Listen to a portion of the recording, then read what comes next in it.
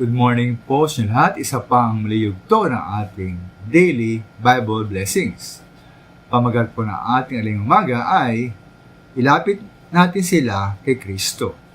Ilapit natin sila kay Kristo. Sa 1 po 1:19, John 1:19, si John the Baptist po ay tinanong ng ilang paring Hudyo at Levita kung sino siya. Sa verse 23, sabi niya po ni Juan, John the Baptist, na isa siyang tinig ng isang taong sumisigaw sa ilang, tuwirin ninyo ang daraanan ng Panginoon. Kaya sa verse 29 po, sabi niya, tingnan ninyo, siya ang kordero ng Diyos na nag-aalis ng kasalanan ng sanlibutan. Para po sa akin, ang nangyari po kay John the Baptist ay isang magandang larawan ng tungkulin ng bawat Kristiyano. Dapat nating ipakilala ang Panginoong Yesus sa mga tao bilang tagapagligtas at nagbayad na ating mga kasalanan.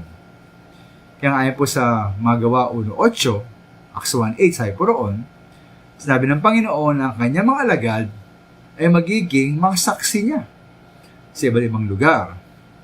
Dapat po nating ipakilala at ilapit ang mga tao sa ating Panginoong Yesus. Yun para sa akin mga minamahal, ang pagpapalapit ng mga tao sa ating Panginoong Yesus ay ito hindi lamang sa mga niligtas, kundi pati po sa mga ligtas at mga Kristiyano na.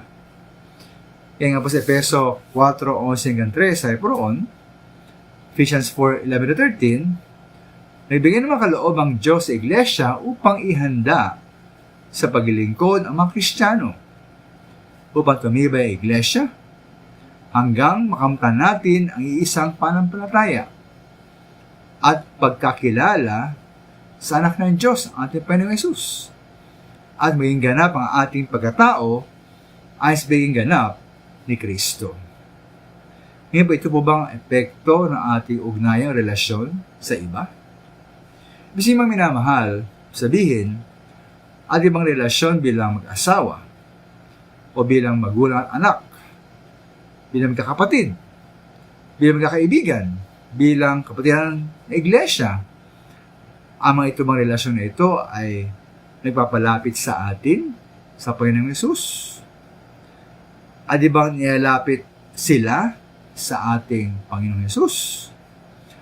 At nilalapit ba nila tayo sa ating Panginoon? O baka naman dahil po sa atin, sila ay napapalayo sa ating Panginoon? O dahil sa kanila, tayo po ay napapalayo sa ating Panginoon. Nawa po ating pong ilapit sila sa ating Panginoon. Maraming salamat po.